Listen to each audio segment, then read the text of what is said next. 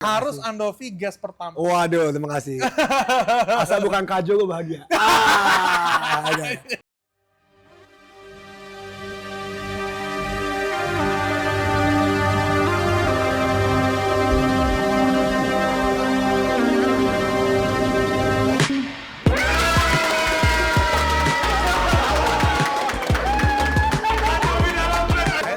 Let's go.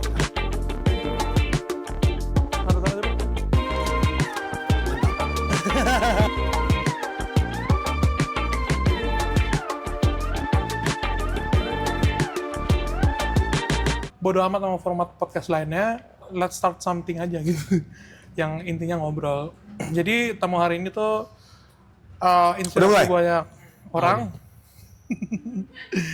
Ini salah satu inspirasi gua juga ya. Gua nggak terlalu familiar sama karya-karyanya yang dari dulu. Cuman jarang buat gua untuk admire seseorang. Jarang banget. Tapi setelah ketemu sama nih orang dan emang udah familiar sama karya-karyanya, walaupun dulu menurut gua ada beberapa yang cringe ya, tapi kayak waktu ketemu orangnya kayak ini orang gokil sih. Mau dilihat dari sisi manapun, ini orang gokil.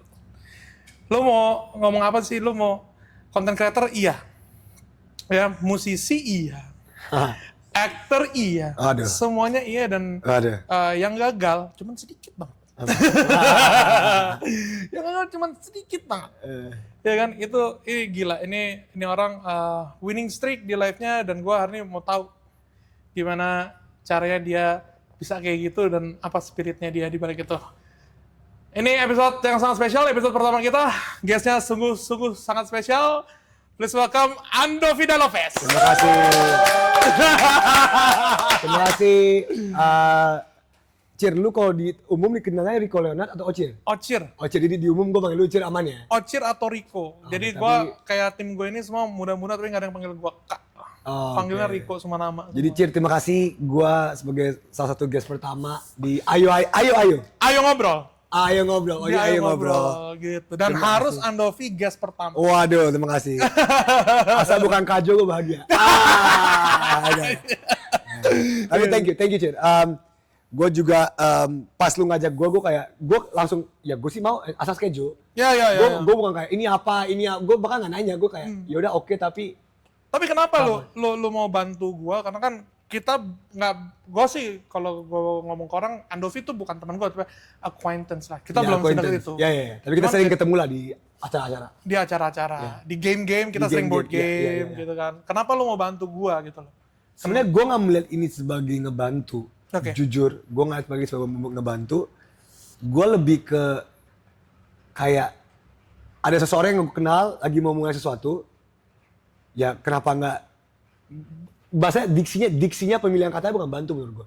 Tapi kayak ya why not gitu. Kalau schedule gue kosong, duduk untuk ngobrol ya why not gitu. Maksudnya nggak something yang gue lihat kayak aduh gue harus gitu. Tapi emang PR-nya adalah barrier to entry-nya emang gue harus kenal dulu. Oke. Kalau gue gak kenal dan lu kayak mau dong kita sejam ngobrol gitu, gue kayak sebentar. Tapi kalau orang yang lu kenal tapi lu gak suka gimana? Nah, kalau orang yang kenal gue tapi gue gak suka, gak mungkin ngajak gue ngobrol. Oke. Gak mungkin. Nah itu dia, gak mungkin. Jadi sesimpel itu. Jadi emang gue gak ngeliat ini sebagai ngebantu, gue ngeliat ini sebagai Ocir lagi nelfon gue, WhatsApp gue waktu itu mau interview atau syuting atau apa waktu itu, ayo kalau schedule-nya oke, ayo gitu. Bahkan dia nggak nanya ini kayak gue bahkan nggak nanya, literally. Bahkan tadi pagi gue nanya, kita ngobrolin apa? Sampai. Karena gue kayak ya udah gitu. Gitu. Oke. Thank you banget ya Dok. Ya santai. Kalau gue simple aja sih, gue kayak gue jarang admire orang ya. Gue jarang admire orang. Epic Rap Battles dulu gue sebelum kenal lu ya, sebagai gue di 4 tahun lalu, 5 tahun lalu gue. Iya, yang 2019, yang Prabowo Jokowi 2. Prabowo Jokowi 2, iya. Bahkan sebelum itu kayaknya ada deh. Ada Prabowo Jokowi 1. Ada jadi itu 2014. Yes. Itu lebih lama lagi ya. Yes, itu gue ngeliatnya kayak apa sih nih orang? Gue penonton ERB tapi kayak perspektif gue saat itu cringe. Terus makin gue ngikutin karya lu ya, karena gue cukup beruntung gue kenal dulu sama lu, terus kayak sama teman-teman kita juga kayak Arif gitu-gitu. Baru kayak coba deh gue ngikutin karyanya lagi karena gue suka nih sama orangnya. Itu yang gue lihat tuh kayak mungkin ide gue banyak yang lebih bagus dari dia, dari ini orang nih. Cuman apa karya gue? Gue tuh apa karya gue? Gitu. Jadi gue ngeliat kayak ini sebenarnya Andovi sama kakak lo ya, Jovi itu mereka mungkin juga untuk setiap karya yang dia produce pasti ada merasa kurangnya.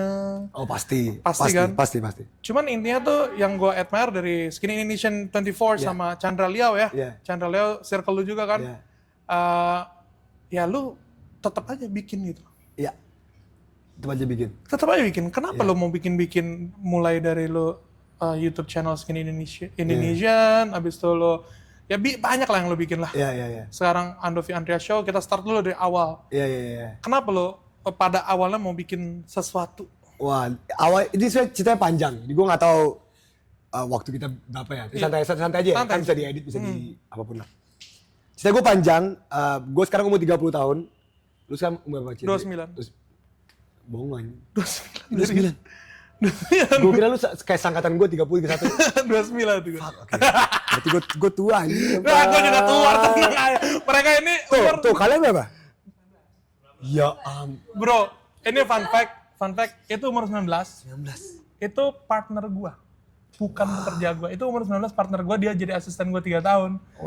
Tapi dia kerjanya gila banget. Dan pertama kali yang bilang dia harus jadi partner gue itu Arif Muhammad. Wah, nama siapa? Siapa? Rigan. Ini aman ya kita ngomong aman. Oke. Tuh, kalian apa di 19, 22? Ini intern dari SMK. Karena kita kerjasama sama SMK. Lu masukin anak-anak lu ke sini yang jurusan DKV, kita ajarin ilmu terupdate tentang AI. Wow. Gitu. 17? 19. Oke. Namanya siapa 17 tahun? Yutza. Iya. Kenapa gue nanya umur mereka, bukan karena tiba-tiba gue perasaan sama umur. Gue sekarang umur 30 tahun, gue lahir 6 Januari 94. Jadi sebentar lagi ulang tahun gue. Tenang.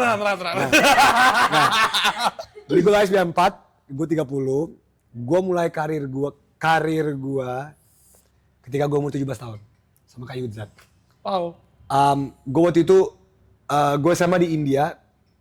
Panjang karena nyokap gue diplomat, nyokap gue pegawai negeri sipil. Karena nyokap gue diplomat, nyokap gue ditugaskan di luar negeri. Oke. Jadi itu konteksnya kenapa nih anak SMA di India.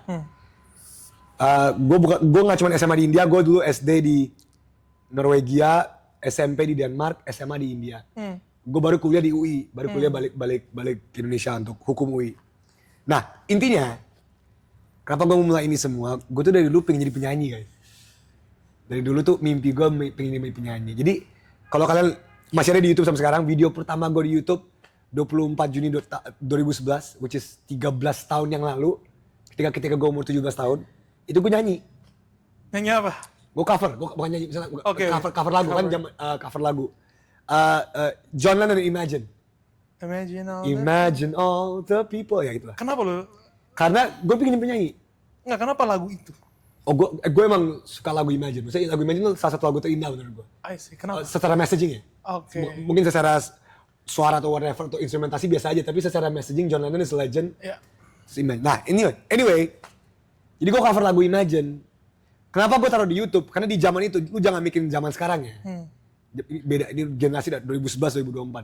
Di zaman itu tuh kayak orang mau bikin video upload kemana tuh bingung. Belum tahu. Dulu ada MySpace, ada MySpace pun nggak kayak gitu pun. Iya.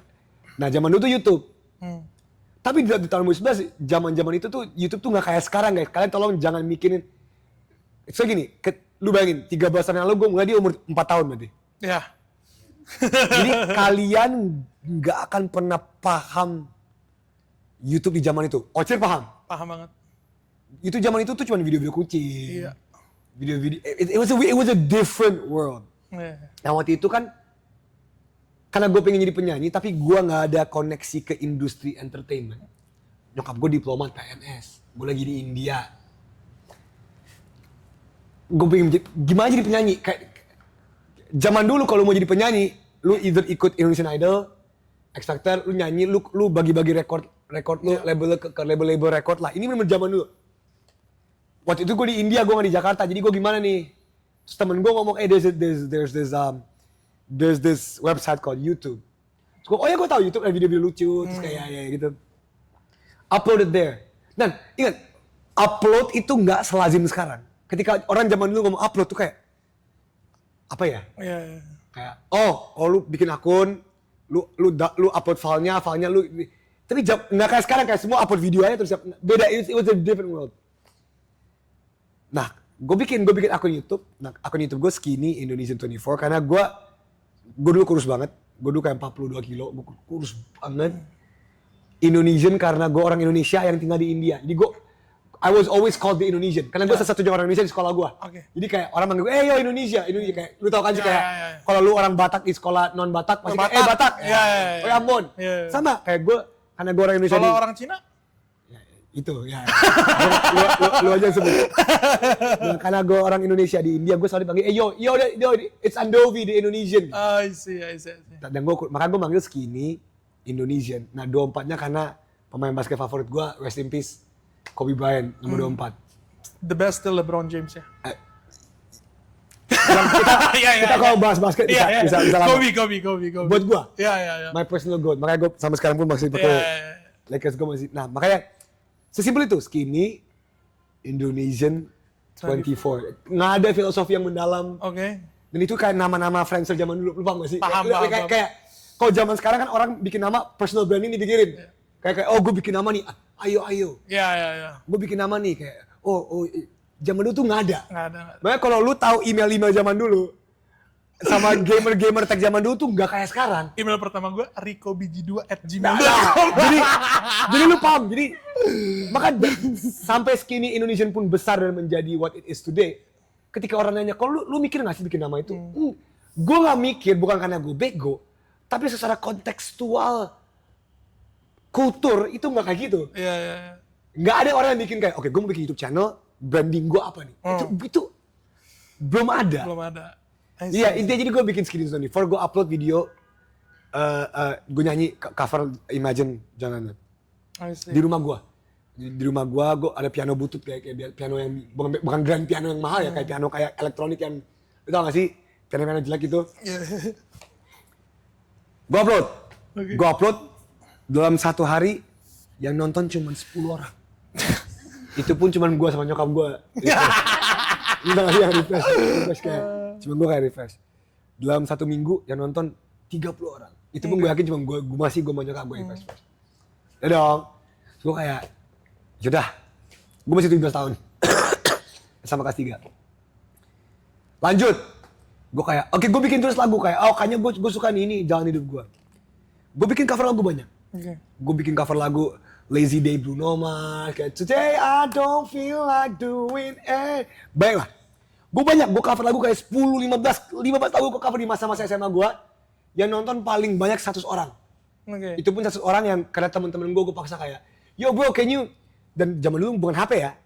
Yo bro open your computer, laptop, open the YouTube. Kalau sekarang, guys kalian terus paham, zaman dulu tuh orang nonton video bukan kayak share Instagram, share WhatsApp. Enggak, zaman dulu tuh kayak Dulu pun paling advance BlackBerry belum ada YouTube. betul, lu share link di YouTube di BlackBerry pun nggak ada hyperlink. Iya. Jadi guys, the world was, kenapa gue ngomong ini biar mereka paham, the world was very different back then. Iya. And it was only 13 years ago. Paham gak?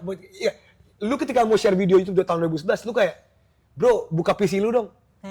Bro, gue kayak, gue ke rumah temen gue, buka PC lu bro, ini ada video gue nyanyi. Kayak, it was there, makanya nonton cuma 100 orang, ya gitu, temen-temen gue lah. Anyway, fast forward. Ini pertanyaan lu kan gue jawab. Oke. Gue bikin 10-15 lagu cover, tapi yang kalian cuma bisa lihat sekarang di YouTube Skinny Indonesian 24 cuma lagu yang pertama. Imagine. Yang lain gue privat semua. Oke. Yang private semua. Karena ya gue sadar ya, suara gue biasa aja. Karena gue sadar, ya udah. Jadi gue keep ini untuk sebagai bukti. Bukti gue mulai dari mana. Tapi sampai sekarang kalau gue unlist semua video gue nyanyi, ada semua. Buktinya ada semua. Kayaknya harus request unlist ya Skinny Indonesian. Ada. Tapi ya, Skinny udah pensiun kan. Oh iya. Nah jadi intinya, long story short, gue bikin itu, gue masih pengen jadi penyanyi. Lulus SMA, nyokap gue tanya, kamu mau jadi apa? Lulus SMA, belum tahu mama, belum tahu. Udah kamu balik kuliah di Indonesia ya? Iya, kan gue ngikutin kakak-kakak gue semua. Kajo, Fisika Nuklir UI, Kapaska, FKUI. Jadi gue sebagai anak dinasti UI, gue masuk ikut tes segala macam lah. Ikut tes, keterima di FHUI. Gue keterima di FHUI. Kenapa FH? Oh, karena nyokap gue ngomong, Andovi lu suka ngomong. Karena lu suka ngomong, daripada lu yang lain-lain, lu hukum aja. Karena hukum bacot doang. Benar. Dan intinya gue keterima, gue masuk FH. Ingat, di saat itu gue masih pengen jadi penyanyi. Lu inget loh, di saat itu mimpi gue sebagai anak umur 17 tahun, gue masih mau jadi penyanyi. Long story short, UI ada ospek. Oke. UI ada ospek universitas. Di sini ada anak UI di sini. Nggak ada, adanya Popo. Adanya nama ospeknya OKK. Oh kakak. Orientasi kenalan kampus. Di setiap ospek UI itu ada tugas. Tugasnya suruh bikin video. Bikin video Tentang UI. Itu ya lu tau lah ospek kalau ya paham lah ya.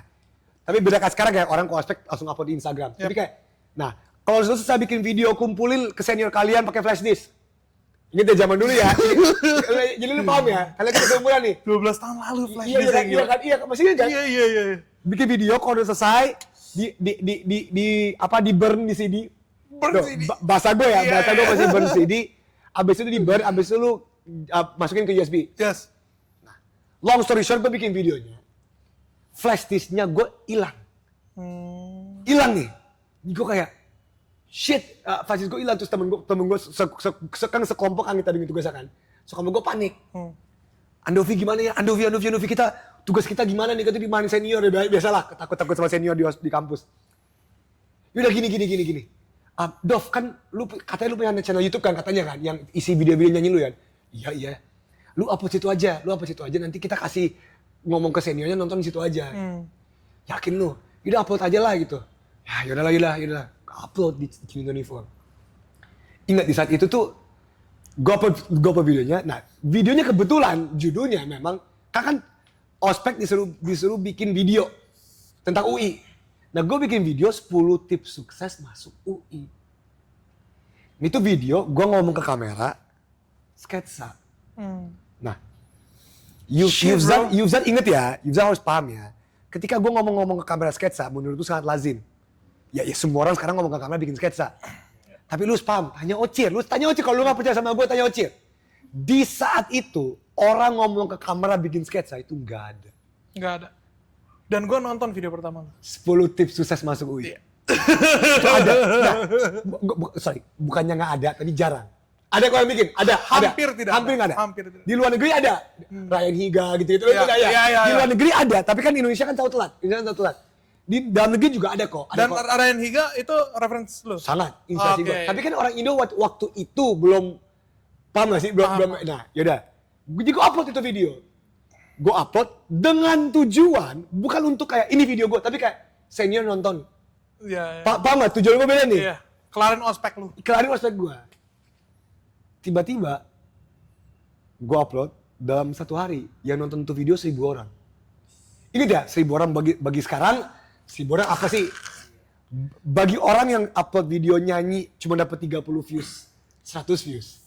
Tiba-tiba dalam 1 hari 1.000 orang nonton tuh kayak, terus tiba-tiba ada komen kayak daripada ini lucu, ini apa sih lucu, anjing ini beda nih aneh, kayak beda, it was just different. Terus gue kayak ini apa nih?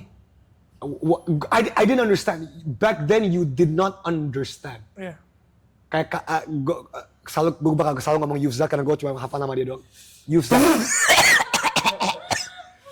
lu harus paham kayak di saat itu lu upload video dapat views di internet itu bukan sesuatu yang lazim.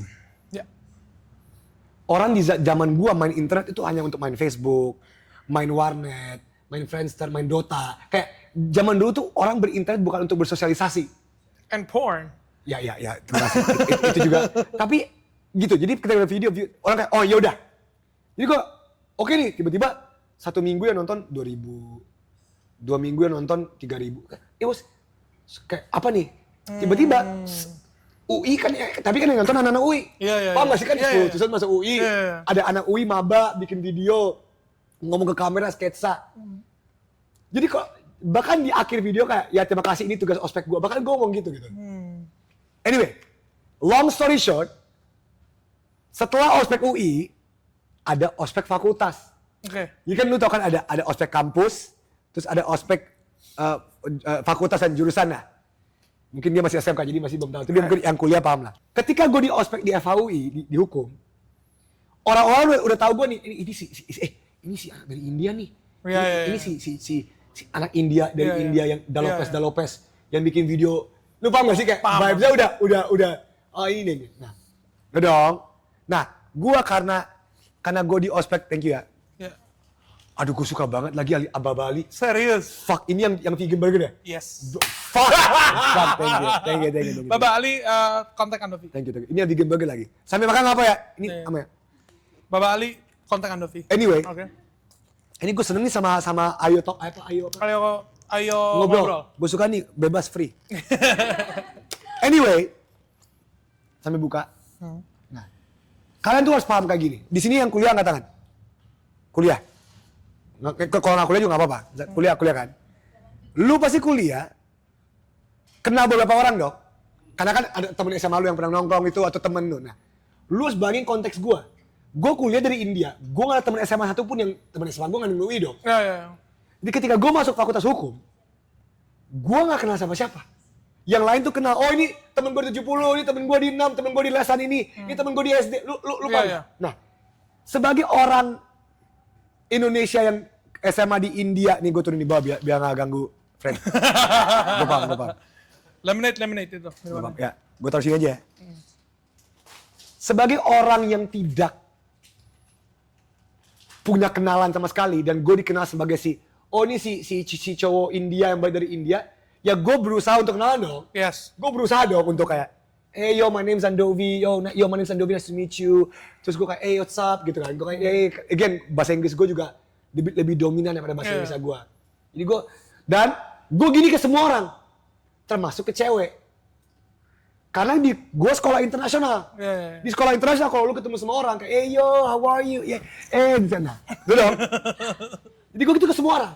Tanpa ada maksud apa-apa. Karena gue pengen kenalin diri. Karena gue alone di kampus Indonesia, gue gak kenal siapa-siapa. Tiba-tiba desas-desus keluar di angkatan gue. Ini siapa sih ini cowok? Sok kenal nih, sok SKSD. Apalagi ke cewek-cewek, modus. Modus ke cewek-cewek, modus. Modus apa? Modus. Gue kayak gini, modus apa sih? Gue gak paham. Gue gak paham modus itu apa. Gue pulang ke rumah, gue ketemu Kajo. Mind you contextually, Kajo di saat ini sudah semester akhir fisika UI. Jadi dia lagi skripsi. Gue ketemu Kajo, I don't understand Kajo. Why do people think I'm modus? What is modus? Dia ngomong gini, Andovi, ini Indonesia. Lu nggak bisa baru ketemu cewek yang lu baru kenal. Lu peluk-peluk ngomong WhatsApp terus peluk. Ini beda kultur. Tapi Kak Jo, Andovi nggak bermaksud modus. Gue nggak bermaksud untuk lu paham sih? Gue emang lagi coba kenalin diri gue aja. Gue resah, gue sebel karena orang pada ini siapa sih cowok baru dari India, Dalopes, modus. Gue nyalain tuh kamera gue, handycam zaman dulu. Gue nyalain, gue ngomong modus. Kenapa segala hal di Indonesia itu modus? Ini apa-apa modus. I just came back from India, apa-apa modus. Gue syuting sketsa, terus Kaju lihat, Andovi ngapain lagi syuting sketsa? Yaudah Kaju ikutan deh. Dia ikutan beberapa sketsa, gue upload. Karena gue belajar dari 10 tips sukses masuk UI. Tapi gue upload bukan karena apa-apa. Karena gue resah. Gue mau tunjukin teman-teman gue kayak, gue gak modus guys. Gue upload, dalam 1 minggu itu 15.000 views. Di zaman itu. Lu harus paham di zaman itu. Dan tiba-tiba nonton itu bukan cuma anak-anak UI doang. Tiba-tiba tuh udah mulai. Dan itulah lahir my first ever viral video. Gue upload September 2012. Judulnya Modus. Sampai sekarang kalian bisa lihat. Modus. Nah pas gue upload Modus itu, tiba-tiba dalam 1 bulan tuh 50.000 orang nonton. Di zaman dimana orang belum nonton video di internet. Dan komentarnya semua kalau lu baca, ini apa? Bukan kayak, kalau sekarang orang nonton video lucu kayak, lucu anjing, gini. Nggak, komentar kayak, ini tuh apa? Ada anak UI, kan gue jelasin karena gue pakai baju UI, gue pakai kayak jakun kan. Ada anak UI, ngomong setengah Inggris, setengah Indo. Sebelum orang-orang ngomong jaksel-jakselan. Dan gue ngomong itu bukan karena gue Jaksel, gue orang Depok. Karena gue kebutuhan, lu paham maksud gue kan? Paham. Jadi bukan karena gue so Jaksel, karena gue di luar balik, orang manggil, nah. So the creator of Jaksel culture ada orang Depok. Nah, terus gue ngomong ini, orang kayak ini apa? Ada bocah ngomong ke kamera, bikin sketsa. It was something so new. Itu harus paham. It was something so, what is this? Sekarang mah semua orang kayak gitu. Nah, dari 50.000 views sampai 100.000 views. Sampai sekarang modus sudah 1 juta views ya. Again di zaman itu ya. 1 juta views. Abis itu gue dipanggil sama senior gue. Senior gue ke waktu itu adalah di Visip Raditya Dika. Radit kan Visip UI. Radit manggil gue untuk ngobrol sama gue untuk mau casting Malam Minggu Miko. Untuk Malam Minggu Miko. Tapi saya bukan gue. Untuk salah satu cewek yang main di video gue. Kan Malam Minggu Miko kan prinsipnya setiap minggu ganti cewek kan. Jadi Radit tuh mau casting salah satu cewek di video modus. Siapa mas? Namanya Grita. Ada, dia main kok. Dia main di episode yang gue jadi gini. Itu cewek sebelahnya tuh yang anyway. Radit manggil gue masih ingat sampai sekarang. Dia manggil gue ketemu di Citos kayak, "Andovi, lu mau gak jadi penulis untuk Malam Minggu Miko?" Raditya Dika? Iya. Wow. Dan saat itu Raditya Dika udah kan semua orang kenal dia kan karena buku-bukunya dengan Cinta Brontosaurus. Iya. Iya bener, Cin bro. Nah jadi udah gitu terus gue kayak, Dit tapi gue gak pernah nulis. Gue gak pernah nulis apapun semua hidup gue. Nah itu modus itu lu nulis loh. Yes. Tanpa lu sadar. Walaupun mungkin gue gak nulis skrip, kayak gue nulis loh. Ya udah. Gue nulis 6 episode untuk Malam Minggu Miko. Berapa hari? Enggak, dalam proses seasonnya. Nah, ketika itu Malam Minggu Miko season 1 tuh baru selesai. Season 1 baru selesai dan dia ngomong, "Andovi si Rian Adriandi nggak mau lanjut. Mau nggak lu gantiin Rian di season 2 Malam Minggu Miko?" Terus gue kayak, "Dit, gue nggak pernah acting. Again, gue anak hukum, nggak ada background acting, gue cuma bikin musik. Udah, gue ngomong iya. Jadi gue tuh abis itu gue akhirnya di casting sebagai Dovi untuk Malam Minggu Miko season 2. Itu tahun 2013. Dan gue juga nulis. Dan Kajo juga ikutan. Nah, inti dari cerita super panjang ini adalah, kan tadi Oce lu nanya ke gue mulainya bagaimana? Tidak ada yang disengaja. Gue mulai ini purely karena takdir. Gue mulai ini karena ada keresahan gue dipanggil modus. Gue mulai ini karena gue ada keinginan untuk jadi penyanyi. Gue ada keberanian untuk upload video-video gue. Nah, long story short itu 2013. 2013 terjadi, sembari Malam Minggu Miko lanjut, Skinny Indonesian 24 lanjut. And then fast forward 10 years later, Skinny Indonesian 24 became the legend. Thank you. The legend. Skinny Indonesian 24 one of the OGs of Indonesian YouTube, memulai satu generasi berkarya di YouTube. Dan bukan cuma gue ya, ada banyak orang lain. Chandra, Bayuska, Tara Arts, Eno Bening, ada banyak. Generasi gue adalah. And now Skinny setelah 2011 gue mulai, gue pensiun di 2021 setelah 10 tahun gue berkarya. Dari situ gue buat banyak sekali karya, epic rap battle, DPR musikal, lagu Indomie, semua lah, all my karya gue buat itu. Akhirnya setelah gue pensiun 2001. Tapi untuk menjawab pertanyaan sambil gue makan ya. Gue mulai cuman karena takdir, keberanian untuk bikin, keresahan karena gue dipanggil modus, iyain opportunity ketika Radit manggil gue, dan gue sangat berterima kasih ke Raditya Dika, beda. Tanpa Radit gue gak mungkin di sini. Jadi kayak, ya itu, kayak nothing was ever planned. Nothing was ever planned. Jadi itu ceritanya. Semoga nggak membosankan kalian ya. Oke, boleh kita ganti baterai dulu sembari boleh. Andovi makan sembari makan. Jadi kalau continuity-nya error, kita nggak peduli. Takdir, Dov. Menurut gue iya. Karena I never planned this. I never planned it in my life. Gue mau bahas ini dari ini yang pertama kali bikin gue suka sama Andovi. Ketemu di rumah teman kita ya, Cia Alika. And then you said, siapa di sini yang tahu Andrew Huberman?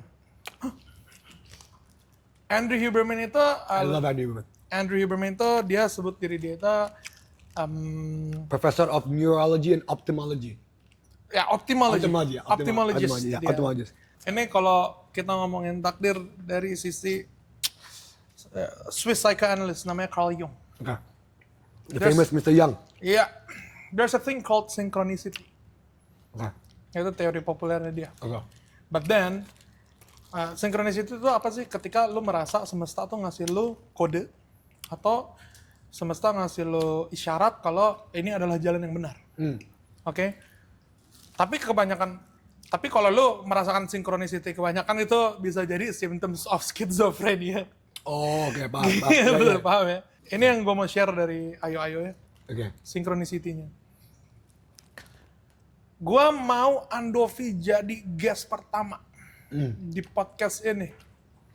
Ya. Yeah. Oke, dan 4 hari lalu, tanggal 17 bulan 12 tahun 2024, gue menjadi dosen penguji di UI.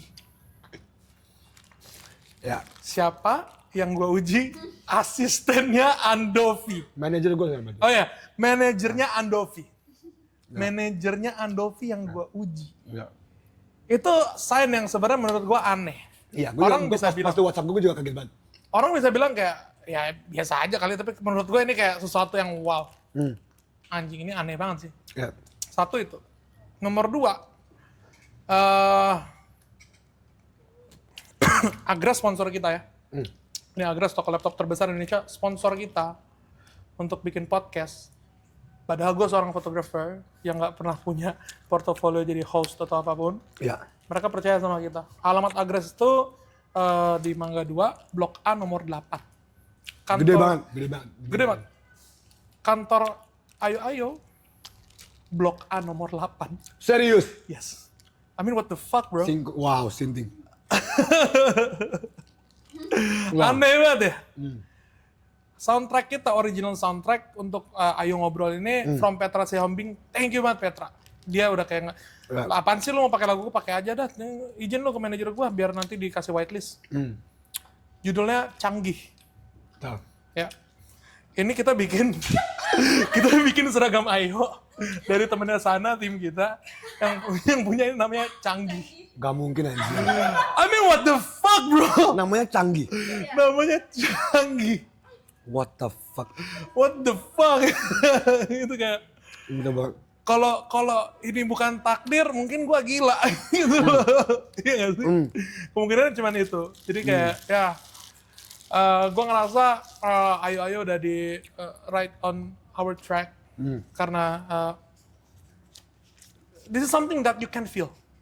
Ya. Ya kan? Ya. This is something that you can feel, tapi yang gua mau tahu adalah sekarang lu udah segede ini. Ya. Lu udah sesukses ini. Orang tahu lu, siapapun itu, milenial, semua orang tahu lu di Indonesia. Lu dari lu kecil lu ada pikiran gak sih kalau suatu hari lu bakal sukses? Sama sekali enggak. Oh ya? Sukses as in dari kecil tuh gue nggak mikirin gini. Pertama, sorry, kita harus mendefinisikan apa itu sukses. Ya. Right? I mean, kita persingkat aja. Ya. Kita bukan persingkat. Kita kita kecilin lagi ya suksesnya apa? Terkenal. Oh enggak, dari kecil gue gak pernah Oh mikir. ya? Iya lah, enggak lah. Bro, dari kecil, I was raised in a very typical Indonesian Asian family di mana lihat aja, kakak gue FKUI jadi dokter. Nah, Kajo fisika nuklir, yang tadinya kan, ya kalau Kajo gak masuk dunia gue, pasti kan dia bakal kerja sebagai scientist. Gue hukum. Ya sama, in a prototypical Asian household, anakku jadi lawyer, dokter, engineer, whatever lah. Kerja di kantoran, kayak, that's what I thought. Gak ada kepikiran sama sekali kalau untuk menjadi terkenal, dan gue jujur gak pernah mencari itu. Gue gak, sampai dari awal pun gue bikin video-video modus 10 tips sukses, dari video-video awal skinny pun, gak pernah gue, dan banyak orang bakal bilang, lu jangan so humble bragging, jangan so bullshit. Gue gak pernah bikin video kayak, gue mau bikin video ini biar gue terkenal. Gak pernah. Gak pernah. Dari video 10 tips sukses, dari video modus, rap battle, video Indomie, video apapun yang gue bikin, gue mungkin video ini karena gue merasa ada sesuatu yang pengen gue peluangkan apapun itu, mau itu pesan, mau itu karya, whatever you call it, di video tersebut. Yeah. Ketenaran itu menjadi byproduct-nya. Ketenaran itu bukan jadi tujuan utamanya. Jadi kalau dapat ya udah, ini the byproduct of it. Paham gak sih? Paham, but did you enjoy the fame that... Do I enjoy it? Yes. No, yang ya oke. Ya. Tapi setelah yang modus, Ya. dan lu tahu lu bisa dapat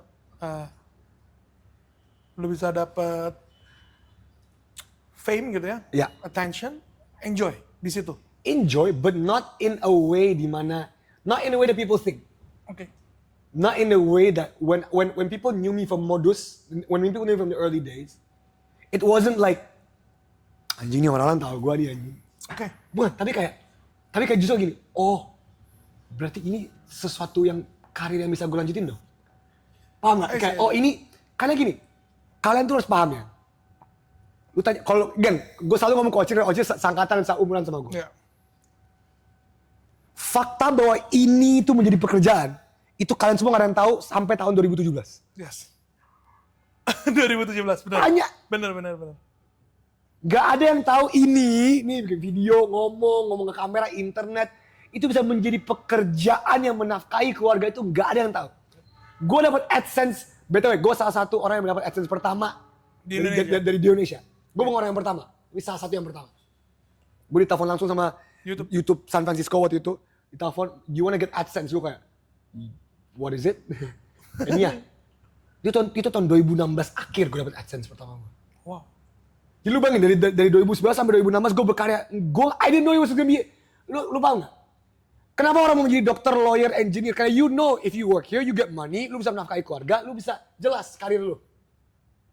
What we did in the beginning, no one had any idea gitu. In the beginning. No one had any idea kalau ini tuh sesuatu gitu.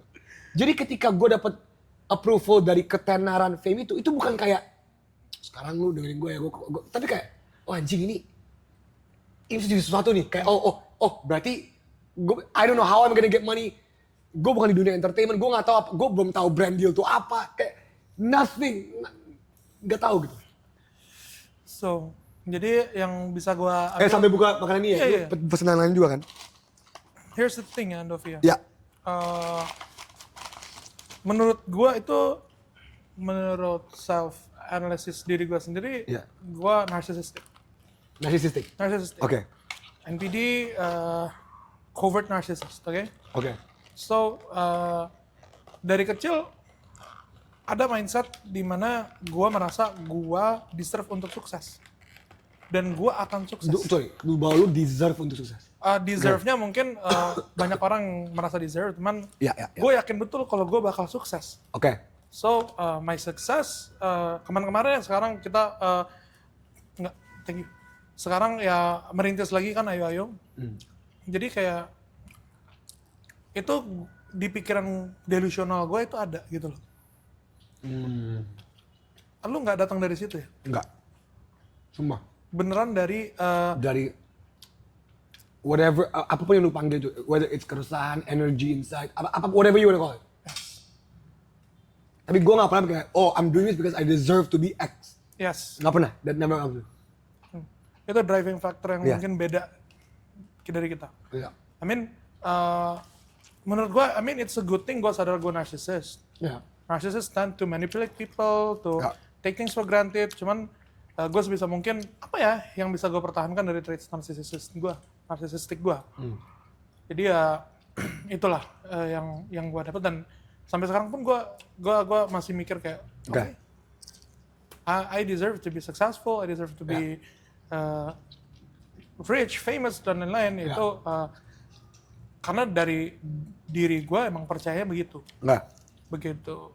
Gue jarang gue ketemu orang yang sekaliber lu, yang kayaknya nggak merasakan itu sih. Bener-bener dan ini yang gue suka dari Andovi dan ternyata nggak bullshit adalah ya, he's a genuine person gitu. Thank you. He's a genuine person, dan gue rasa walaupun kita nggak dekat dari kemarin-kemarin juga, as a friend, there's something yang gue rasa gue bisa belajar banyak dari lu. Thank you, Thank you. Gitu. Dan ya dari reference tontonan kita, ada yang sama Andrew Huberman di Indonesia nggak ada yang tahu. Iya, jarang. Ada, ini jarang. Jarang banget gitu. Jadi, so ya, based on your keresahan, kalau kata yang suka ngomong keresahan tuh Raditya Dika sama Chandra Leo keresahan. Apa ngerasa ada banyak orang, ada energi, ada karya, apapun yang lebih kalau ya. But then here's the thing about Chandra ya. Chandra, gue sempat telepon Chandra, gue nggak tahu ini dipakai apa nggak, menyinggung Chandra atau nggak, kayak ada satu poin Chandra kena hujat. Enggak. Ya. Terus gue voice note dia, Chan, buat gue karya lu sampah, buat gue nggak suka banget sama karya lu, nggak ada karya lu yang gue suka. Cuman spirit lu itu gokil. Gue ngerasa gue bisa bikin sesuatu yang lebih baik dari lu. Cuman itu semua cuma di omongan gue. Jangan sampai lu melupakan bahwa banyak content creator yang sekarang bisa menginspirasi orang lain juga. Itu mulainya dari nonton karya lu. Ya. Karena bisa jadi orang-orang yang ngekritik lu juga orang-orang yang kayak gue. Cuma ngerasa pinter, cuma ngerasa gue better than him. Ya. Tapi gak berani untuk berkarya karena takut terlihat gagal. Ya, benar. Gitu. Ya, gue setuju banget. Dan maka gue suka pas lu ngomong ayo itu kayak ayo mulai dong, kayak ayo kita fuck it kayak. Menurut gue kayak fuck it. Menurut gue gini, asal fuck it-nya jangan hal yang negatif ya. Benar. Asal lu jangan fuck it kita bunuh orang ya. Enggak juga. Maksudnya fuck it-nya harus juga terarah ya. Asal lu tahu tujuan lu jelas dan tidak merugikan orang lain dan tidak mengurangi derajat orang lain ya. Why not? Itu aja sih menurut gue. Itu aja menurut gue. Gue dapet ini dari Steve O. Wow. Steve O, Jackass. Prinsip hidupnya 1, 2, 3, fuck it. 1, 2, 3, udah. Gas aja. I mean, apa yang gue tahu tentang AI? Apa yang gue tahu tentang AI, tapi gue start AI company. Ya. Cuman mindsetnya cuma satu, how to utilize inilah. Gitu. Iya. Menurut gue iya sih, soalnya sama cabai atau tomat. Keman. Ya tapi ya why not gini. People gonna gini. If there's one thing I learned, dan mungkin gue ngomong ini ke mereka-mereka lebih ya, karena kita lo seumuran. Di dunia ini, gue selalu memakai analogi ini. Jadi please analogi ini kalian tanamkan di otak kalian. Yudza lu tinggal di mana Yudza? Di Tangerang Selatan. Sama dong, gue sama-sama Tangsel, lu di mana? Di Bintaro. Oh, gue di Cirende, lu tau Cirende gak? Oh, gak tau dia. Anyway, Yudza gue asumsi lu tinggal di perumahan ya, ini asumsi gue ya, di komplek lah whatever. Tiba-tiba Yudza, dia dari duit dia dan keluarganya sendiri, duit bersih ya, bukan duit haram, duit bersih dia bangun panti asuhan di sebelah rumahnya. Hah? Dari duit lu sendiri, duit lu sama keluarga lu buat sendiri, lu nggak ada korupsi apa-apa, dari hati lu untuk karena lu punya tujuan untuk kasih duit ke anak-anak yang kurang mampu. Lu bangun panti asuhan. Percaya sama gue Yudza, dengan kayak gitu pun, dan lu gak instastory ya, lu kayak, ini panti asuhan, nggak, lu bener-bener nggak ada ria, sorry, nggak ada keinginan untuk kayak gue bikin panti asuhan ini, nggak ada. Minimal satu tetangga lu yang bakal ngomong apa? Minimal satu tetangga lu bakal ngomong apa? Apaan sih? Iya nggak? Lu nggak instastory dari duit pribadi lu, dari nggak dari duit korupsi, lu bantu anak-anak yang nggak punya apapun untuk dapat sesuatu. Udah checklist semua kebaikan nih, nggak riba juga, nggak. Masih pasti gue yakin minimal satu orang aja bakal ngomong, apaan sih? Nah, kenapa analogi ini penting? Itu namanya thought experiment. Thought experiment ini lu harus terapkan ke segala hal yang lakukan. Kalau itu aja lu bakal diapain sih? Gimana bikin hal kayak gini? Pasti lebih diapain sih lagi? Lu bikin 10 tips sukses masuk UI, lu kan gak banyak orang ngomong apaan sih lu anjing? Ya, tapi Apakah gue membuat 10 tim sukses semua masuk UI merugikan orang? Apakah gue menghina orang? Paling ya apa? Paling ya nggak lucu doang. Kameranya shaking, nggak bagus. Ya, so gitu. Maksud gue ya, again, di garis bawahi. Asal yang lu lakukan tidak emang untuk solely for the purpose of merugikan dan menjatuhkan orang lain. Ya udah gitu. Maka selalu ingat, kalau lu dalam fase apapun dalam hidup kalian, di mana lu merasa orang-orang akan selalu ngejudge lu. Selalu bayangin cerita panti asuhan lu tadi. Karena lu akan selalu ngomong, ya gue mau ngapain pun, minimal satu anjing bakal ngomong apaan sih. Gitu. Minimal satu anjing ngomong apaan sih. Ya udah. Dan Chandra dengan karya sebesar itu, masih ada satu anjing yang ngomong kayak, apaan sih nih? Gue gak suka sama karya Chandra. Cuman berapa banyak orang yang diinspirasi sama Chandra. Betul.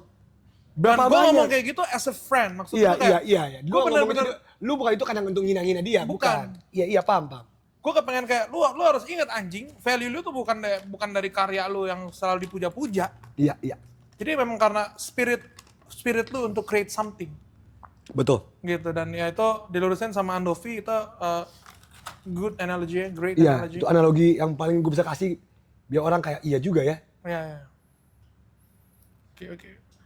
Tapi lu pernah ada ini gak sih, doubt gitu, ada keraguan Oh pastilah. untuk ngelakuin sesuatu, apalagi sekaliber polarisasi, bro. Wah itu dia. Wow, itu sumpah itu ya basically you're living my dream. But then sebelum kita ngomongin doubt, what's your favorite musical? That's a great question. Nih, lu ngomong favorite musikal, ini bisa kemana-mana bro. Oke. Dalam segi musiknya kah? Or overall, in general overall? Nih, Overall. musical Okay, film. musical film.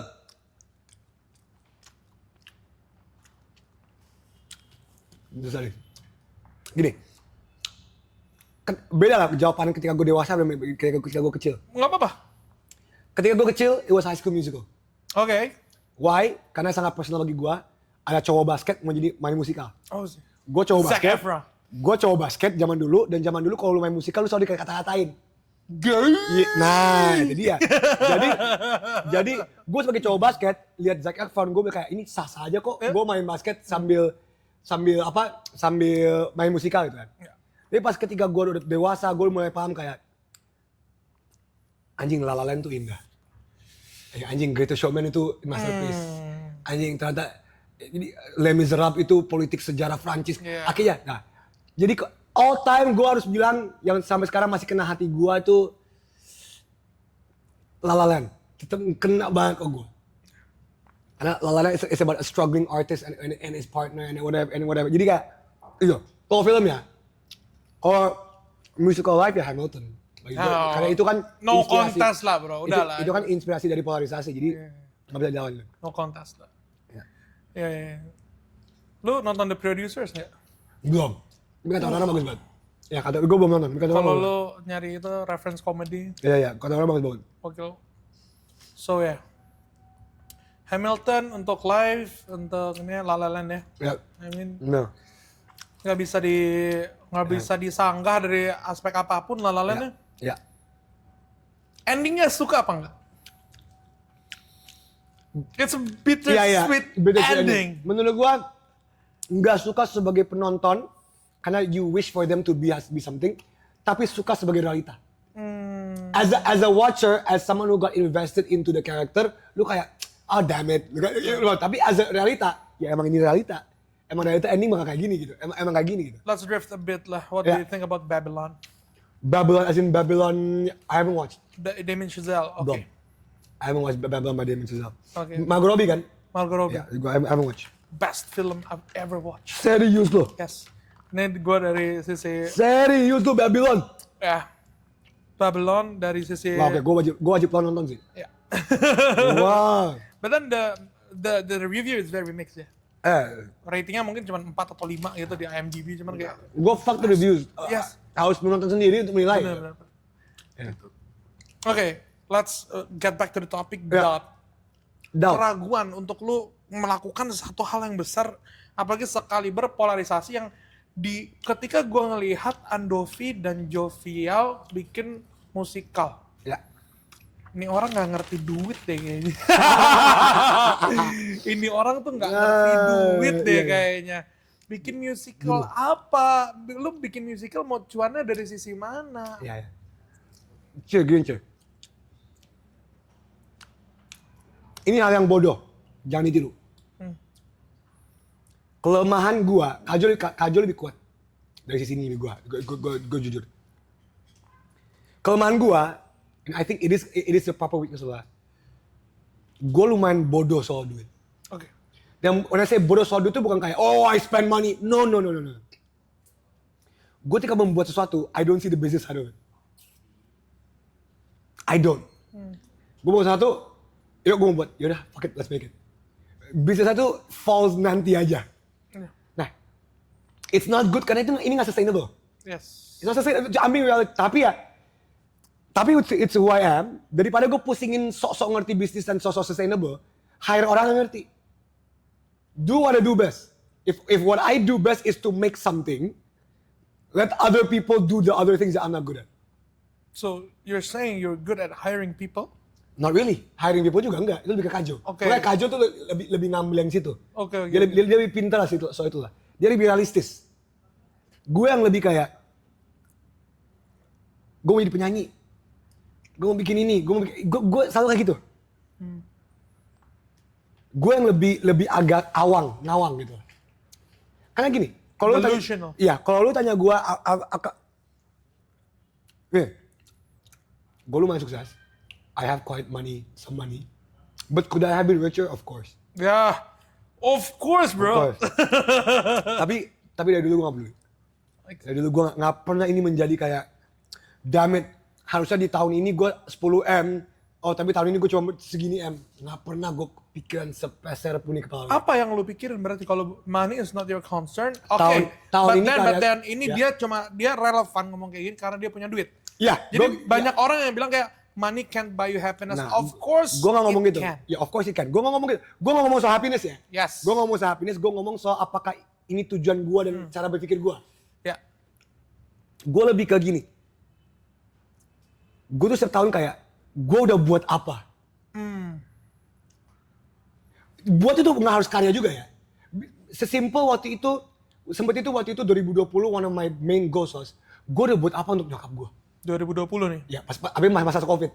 Oke. Gue udah buat apa untuk nyokap gue. Okay. Dan for me that was very important. Yeah. For me that was my, kalau company ada KPI, kalau company ada quarterly goals, itu menjadi quarterly goals gue. That's how I base if my year was a success or not. Di tahun ini gue udah sesuai nggak dengan apa yang gue janjikan di awal tahun. Why your mom so? Karena waktu itu ada keluarga lah, ada personal stuff. Jadi contextually, nah ini yang gue mau pingin banget orang-orang nggak mengerti, orang-orang paham, nggak juga paham sih.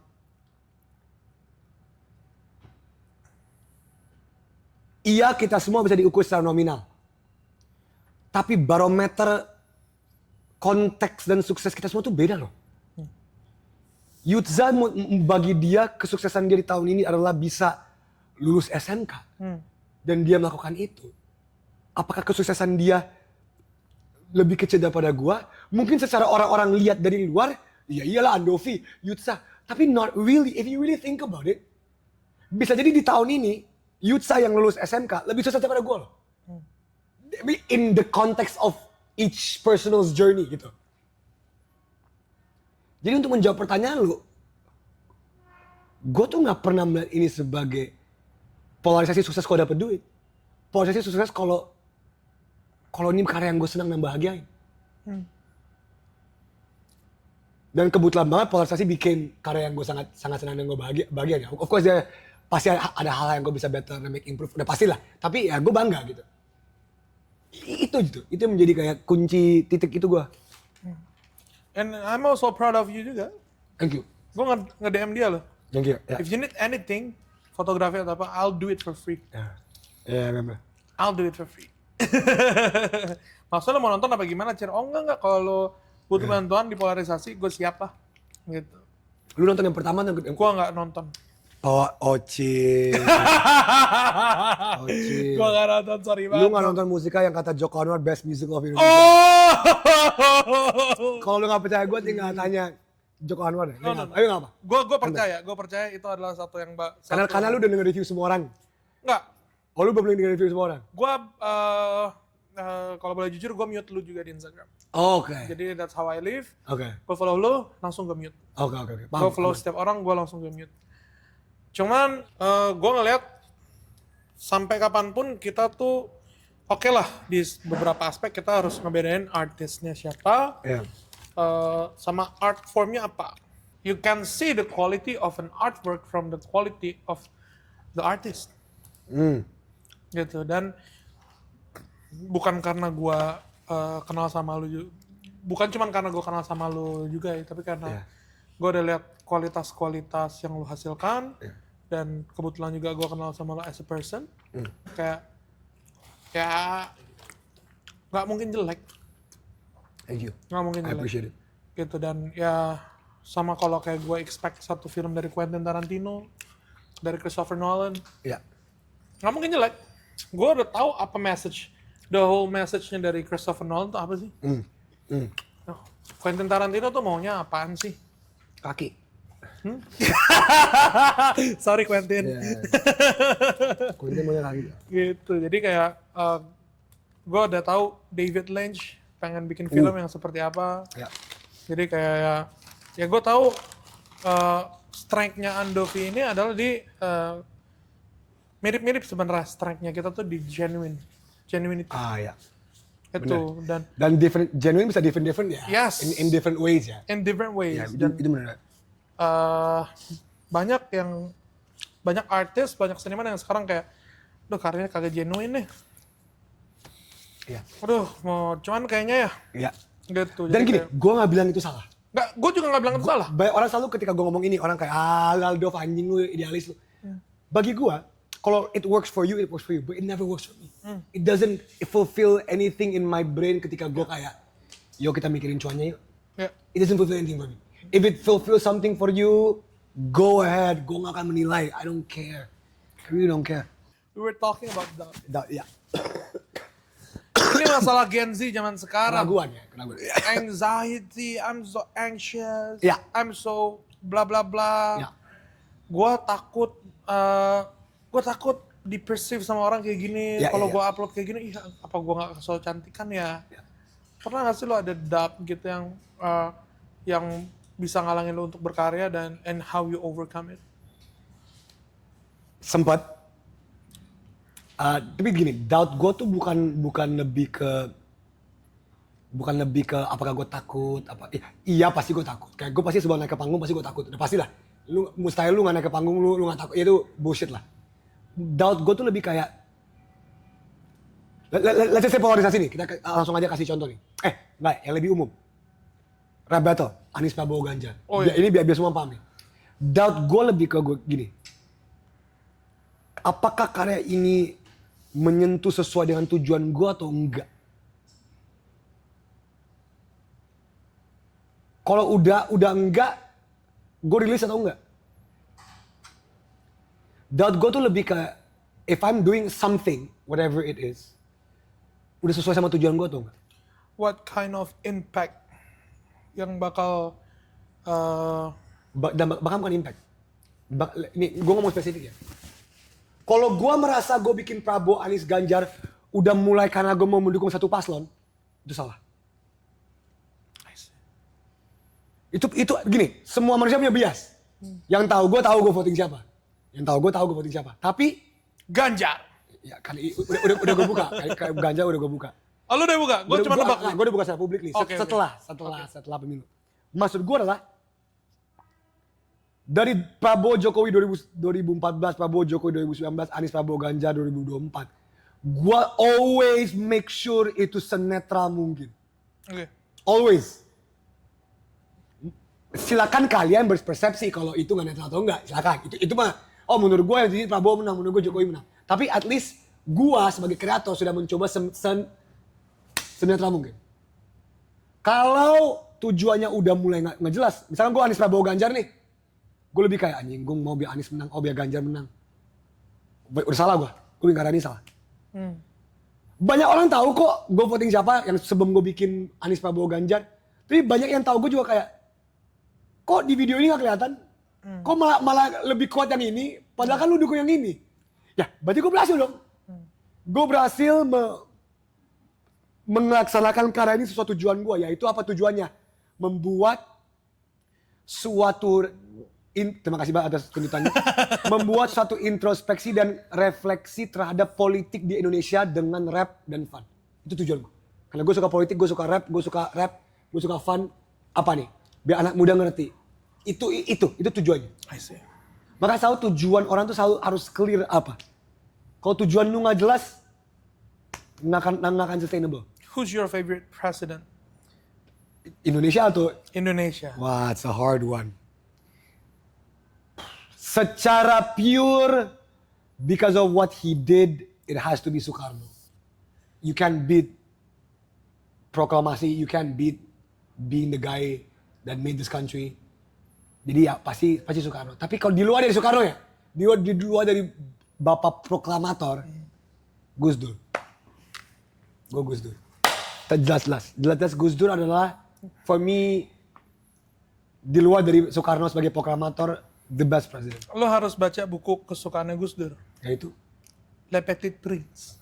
The Little Prince. Udah pernah baca? Udah. Little God Prince. Ya. Itu dari buku favoritnya lo bisa nilai dia orang seperti apa?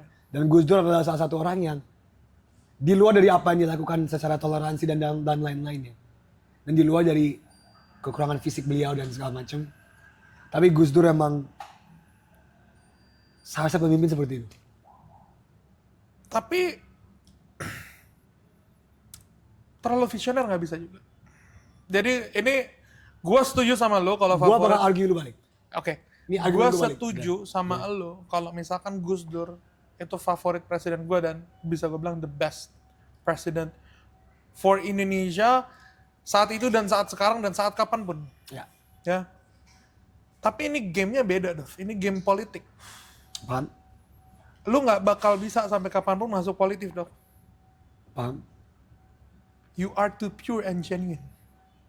Paham? Sampai kapanpun nggak bisa. Lu bakal kemakan sendiri. Kalau menurut Oke. gue. Dan itu yang gue lihat juga dari Gus Dur. Oke, sekarang gue mau counter. But the mission mau is, rebuttal. but the mission, sebenarnya itu yang kita butuhin sekarang. Iya. Dan apa yang sebenarnya dari judul musical itu yang gue suka, polarisasi. Iya. Karena kita udah tahu terpolarisasi. Kita terlalu terpolarisasi dengan bahasa kita ribuan, suku kita ribuan, pulau kita ribuan gitu ya. Kita udah terlalu terpolarisasi dan gue rasa itu concern lu juga. Iya. Ya kan? Iya, makanya gue bikin musik tentang itu ya. Oke, so ya lah argue. Rebuttal gue setuju sama lu juga. Menurut gue bisa ketika satu presiden terlalu visioner. PR-nya adalah biarkan dia yang visioner, tapi he needs to have the right people around him. Dan itu yang paling susah. Itu yang paling secara realistis, paling when you have the visioner on top, orang sekalian itu harus Yes. kalau enggak hancur semua. Bener. Nah itu yang gue tahu Gus Dur didn't have that. Ya. Gus Dur didn't have that orang-orang sekalian. Also Soekarno, he had his Yep. orang-orang. Jadi So ya, nyambung dari konteks itu ya. Gue mau dukung Ganjar. ya. By the way, gue ateis dan gue golput. Oke. Oke. Gue mau dukung Ganjar. Satu-satunya reason gue nggak dukung Ganjar adalah partai pengusung Oh ya, PDI. yang telah mengkhianati Gus Dur. Ya. Kepalanya gitu ya. Jadi ya itu alasan gue golput. Dari awal gue punya KTP juga gue golput. Dan gue rasa dengan adanya Epic Rap Battles lo, yang gue lihat lo mau encourage orang buat vote. Ya. Why should we care? And do you agree with democracy? That's a very heavy question, and I will answer it this way. Pertama, kalau lu golput, it's your right. Yeah. The right to vote and not to vote is part of democracy. Yes. It is what it is. Tetapi there's this one quote from Winston Churchill yang gue suka banget. Quote-nya mungkin agak gue butcher ya, gue gak lupa persisnya bagaimana, tapi dia ngomong gini. Every form of government sucks. Even democracy. But it's the least suckiest one. Jadi kayak Quote itu tuh selalu nge-highlight. Setiap kali orang selalu ngomong ke gue, why do you believe in democracy? Gue akan selalu menjawab gini. Secara sejarah humanity, we've tried every single one. Yeah. We've tried every single, you name it. And the least suckiest, doesn't mean it doesn't suck. Yeah. Doesn't mean it doesn't suck. Is democracy. Nah, jadi itu perspektif yang gue ambil. Ya udah, if this is what we have and this is what the least suck. Yes, what can you do to participate more? Ya, if you wanna vote, then vote. Oke. Gua nggak akan mengubah orang-orang yang udah pasti ngegoput. Gue tuh yang mengubah orang-orang yang kayak, nah itu tuh, gue mengubah orang yang gini. Dan itu orang banyak, orang-orang yang kayak, aduh, gue abis ngebengkel SCBD nih, besok malas nih gue bangun pagi. Nah, gue ngubah orang-orang kayak gitu. Karena kalau orang-orang kayak lu, gue paham itu udah filosofis. Orang-orang kayak lu udah didasari sesuatu yang nggak bisa diubah sama satu video. Tapi orang-orang yang kan cuma kayak, anjing gue baru abis warkop kemarin, aduh besok, aduh malas banget gue bangun pagi ke RT RW. Nah orang-orang itu, siapa tahu nonton satu rap battle, anjing keren juga ya, yaudah deh. Nah itu, nah orang-orang itu yang gue foto, dan orang-orang itu tuh banyak banget. Banyak banget. Itu yang harus yang tujuan gue oke gitu. Real problem gue sama demokrasi. Iya. Ini main goal dari demokrasi adalah bullshit inclusivity menurut gue.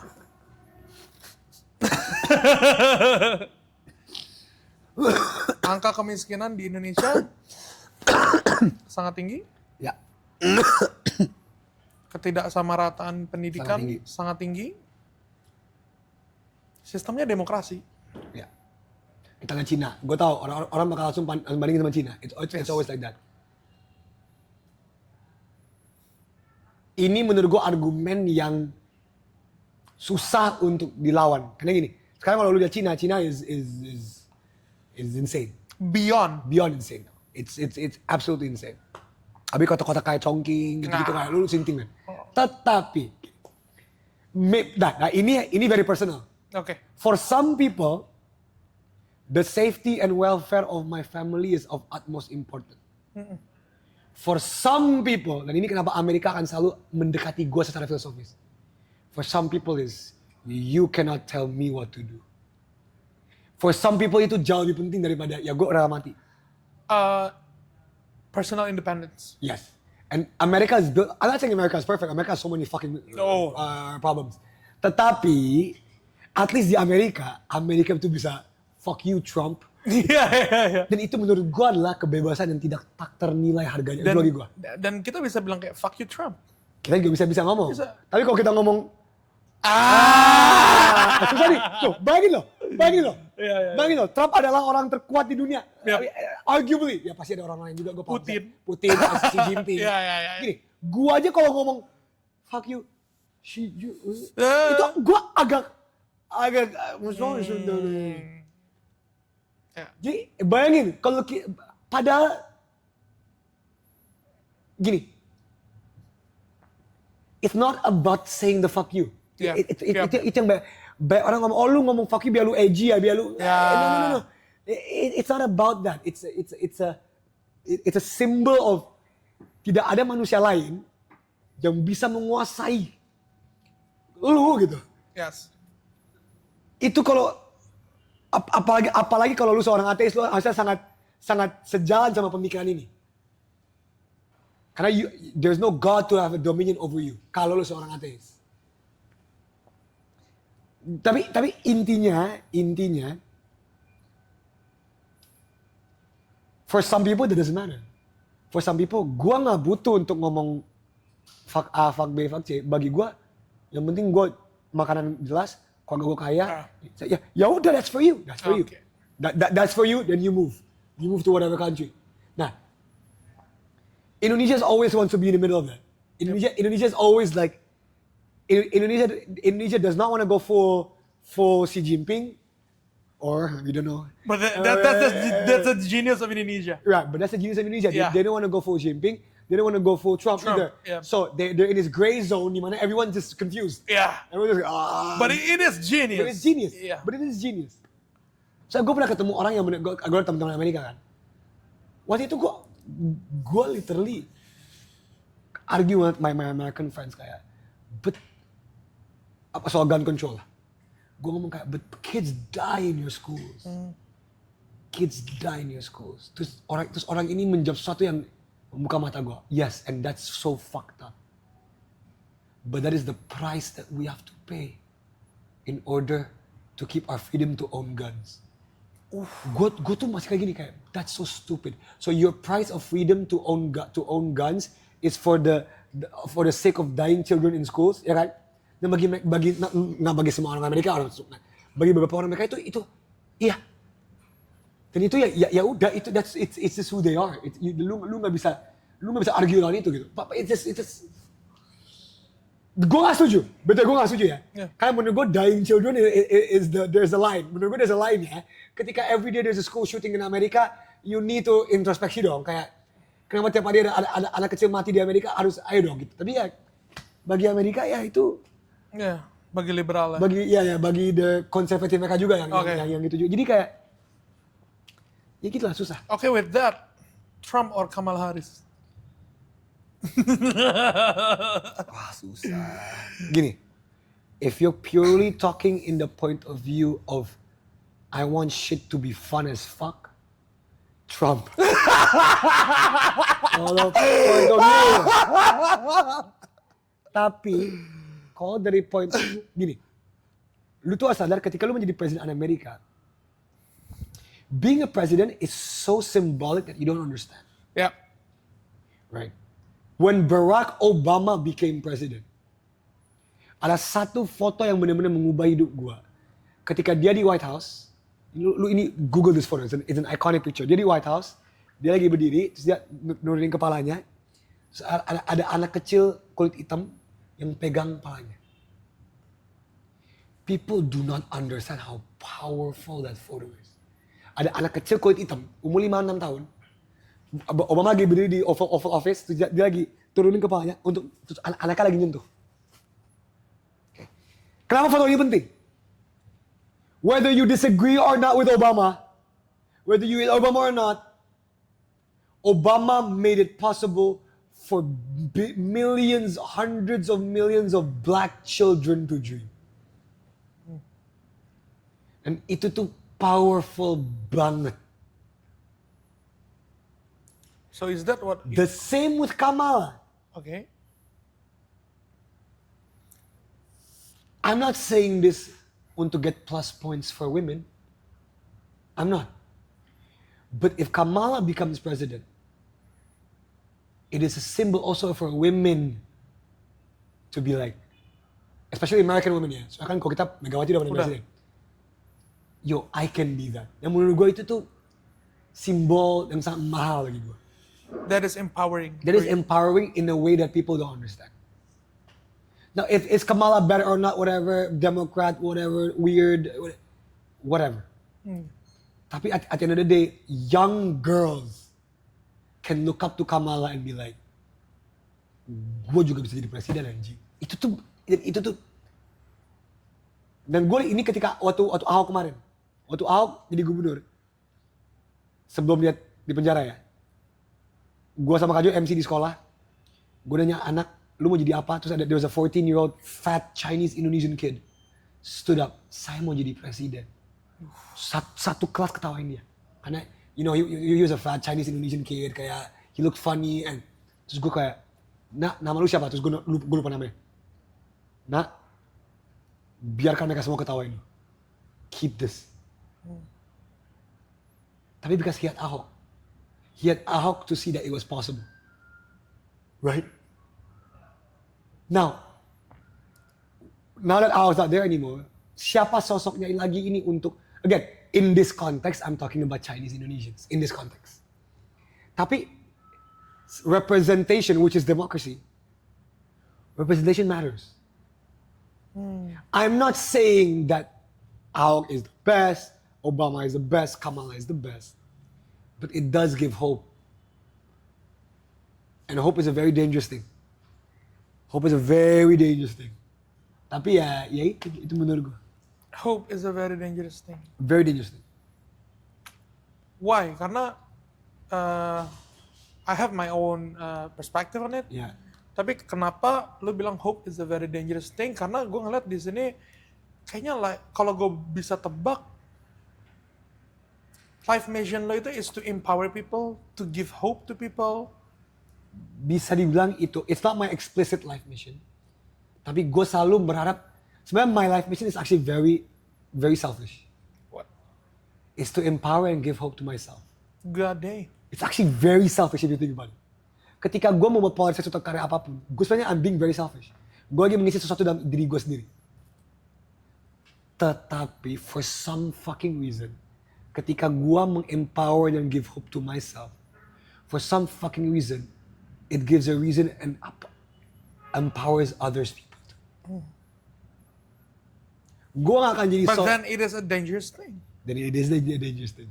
It is. I'm not saying I didn't say it wasn't, but it means that justru ketika lu selfish, ketika lu trying to empower and give hope to yourself, you see, there's always this saying. Again, gue suka analogi ya. Lu tau kan kalau naik pesawat terus kayak ingat kalau oksigen level turun, kalau lu punya anak apa yang lakukan duluan? Lu ambil oksigen untuk diri lu, baru lu kasih ke siapapun yang nggak bisa. Analogi itu, ya, walaupun not apple to apple ya analoginya ya, karena ini ada yang mati ada yang whatever. Analogi itu lu ambil dalam hidup. Ketika lu mau membantu seseorang lain, lu harus selalu kasih that oxygen mask to yourself first. When you want to empower or give hope to others, you gotta do it to yourself first. No. Right? When Obama became president, do you think he became president for that young black kid in No. He wanted to become president for himself. Yeah. If he's Obama, he wanted to become the first black president of America.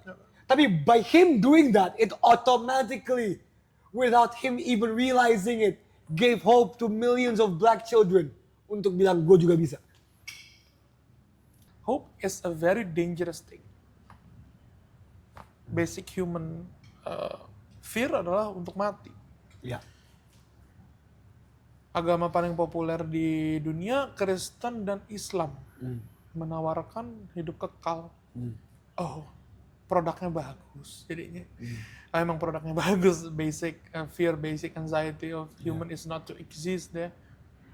Tapi ya makin kesini setiap kali ada teman-teman gue yang cerita gitu agama Islam, agama Kristen, mereka lagi ada kesusahan, gue selalu kayak yuk baca Al-Quran yuk, kitab ini, yuk baca kitab ini, yuk nyanyi lagu-lagu Kristen. Ada satu lagu Kristen yang gue suka banget, apa yang kau alami kini mungkin tak dapat kau mengerti satu hal yang indah semua yang Tuhan beri. Jadi kayak intinya percaya aja sama apa yang udah dikasih sama Tuhan. Tangan Tuhan sedang merendah suatu karya yang agung mulia. Saatnya akan tiba nanti kau lihat pelangi kasihnya. Jadi kayak that's empowering for other people, dan gue juga gue ngerasa agama itu sangat penting. Jadi kalau ada temen yang cerita ke gue, tetap gue empowered dari sisi agamanya, agama yang dipercaya ya. Tapi kenapa gue ateisnya adalah karena purely personal choice. Bisa. Kenapa gue ateis? Gue bisa nggak sih buktiin kalau Tuhan nggak ada? Nggak bisa. Nggak bisa, ya. Gue bisa nggak buktiin Tuhan ada? Orang atau lu sebagai orang beragama gitu ya, bisa nggak buktiin orang nggak ada? Tuhan nggak ada? Nggak bisa juga. Nggak bisa juga buktiin Tuhan ada, ya kan? Ya. Jadi kayak menurut gue kayak, oh ini tinggal pilihan ini aja sih, tinggal pilihan personal aja sebenarnya. Dan yang bikin gue nyaman adalah kayak, gue ateis aja ya, karena dengan gue ateis gue makin takut untuk mati. Gue makin takut untuk mati, jadinya gue makin bisa ngehargain waktu orang lain. Waktu bokap gue, waktu nyokap gue, gue narcissist, dan gue spoiled kids, golden child syndrome. Lu only child atau? Enggak, gue anak kedua. Oh, okay. Gitu. Dari? 2 bersaudara. Oh, okay. Golden child, abang gue juga golden child, kita anak yang dimanja dan di-provide apapun itu. Tapi ya, pada akhirnya gue nyamannya, oke, kalau gue gak percaya Tuhan, gue gak percaya afterlife, berarti nanti, berarti di hidup ini, hidup cuma sekali, consciousness kita ini cuma satu kali, anjing mahal banget ya. Nah, apalagi sama bapak gue yang bentar lagi mati. Jadi ya itu purely personal choice. Bukan karena gue tahu Tuhan gak ada menurut teori Einstein, menurut argumen Richard Dawkins. Iya. Menurut apapun itu, tapi purely personal choice gitu. Right. So yeah, with that, what gives you hope? What gives me hope? I don't know. You don't That's the real answer. I can give you some beautiful answer, tapi the truth is I don't know. That is the honest truth, kayak. I don't know. It's just there. Tapi I don't know what like. Kalau jawaban kan pasti kayak, oh my parents, my family, my vision, my work. I don't know what gives me hope. Okay, what's your driving force? Apa yang bikin Andovi tuh kayak, ayolah berkarya aja udah, pokoknya gue mau bikin ini aja lah. Gini, untuk menjawab pertanyaan itu, gue harus menjawab anti dari pertanyaan itu. Oke. Apa What yang lu doesn't bilang? drive me? You know? Gue balikin dong. Kalau gue nggak bisa menjawab satu pertanyaan, jawab lawannya. Semoga dari itu lu bisa membantu menjawab pertanyaan. Yang gue tahu adalah what doesn't drive me is doing nothing. Itu gue tahu. So that I know. Jadi kalau gue nggak berkarya, something just feels just wrong. Berarti kalau gue Apa perspektif yang lu dapetin ketika lu nggak ngapa-ngapain? gak bergunanya. Gak bergunanya untuk gua, untuk dunia. Kayak, ya udah kalau lu gak ngapa-ngapain, ngapain lu di sini anjing gitu. Kayak kasarnya gitu kan. Oke. Kasarnya ya. Jadi gitu, jadi ya harus lakukan sesuatu. Sesuatu itu gak harus selalu besar ya. Tapi at least do something gitu. Ya. Kalau Makanya gue dulu sampai sekarang pun, kalau gue lagi di mode hidup gue di mana gue masa sangat-sangat down dan sangat-sangat useless, the one thing I do is I wake up, gue olahraga. Karena what that does to me psychologically adalah, mau gue hari ini gak ngapa-ngapain, mau gue hari ini main game 24 jam, at least gue udah olahraga. It's a psychological mind trick loh. Jadi misalkan gue, aduh kayak 2 minggu ini gue bakal kayak brain rot Instagram, TikTok doang, kayak anjing gue bakal makan nggak penting deh.